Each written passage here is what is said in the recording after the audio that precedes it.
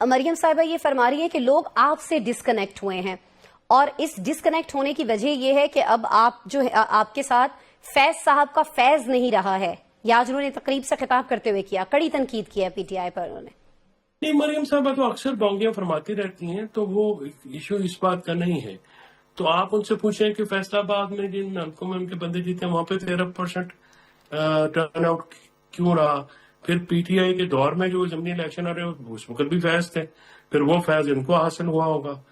ظاہر ہے کہ جب یہ الیکشن جیتے، جب ہم نے تو الیکشن، جب ضمنی الیکشن جیتے تھے 17 پنجاب میں ہونے والی سیٹوں پہ، تو ہم نے تو کلین سویپ کیا تھا اس وقت، اور ان کی حکومت کے دوران کیا تھا۔ اس وقت حمزہ جو ہیں وہ امپوز ہوئے ہوئے تھے، تو ہم نے تو اس زمانے میں الیکشن جیتا تھا۔ گزارش یہ ہے کہ پی ٹی آئی اور نون لیگ کی سیاست کو کمپیریزن ہے ہی نہیں۔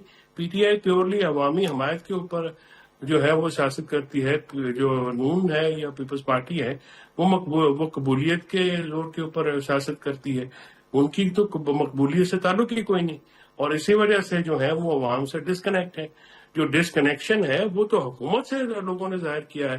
اپوزیشن پارٹی کا تو ضمنی الیکشن میں کوئی اتنا خاص عمل دخل ہمارے جو گیون سچویشن ہے، خاص کر نون لیگ کی جیسے ایک ریشہ ڈوانیاں ہوتی ہیں، اور یہ تو اپنے انہوں نے ٹاپ نوچ سارے لوگ ہیں وہ وہاں پہ بیٹھے تھے۔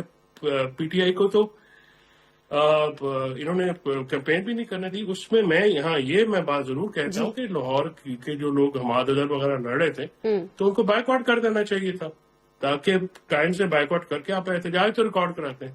اب الیکشن کے بعد جو باتیں ہو رہی ہیں وہ اس میں ذرا کمزوری ظاہر ہوتی ہے۔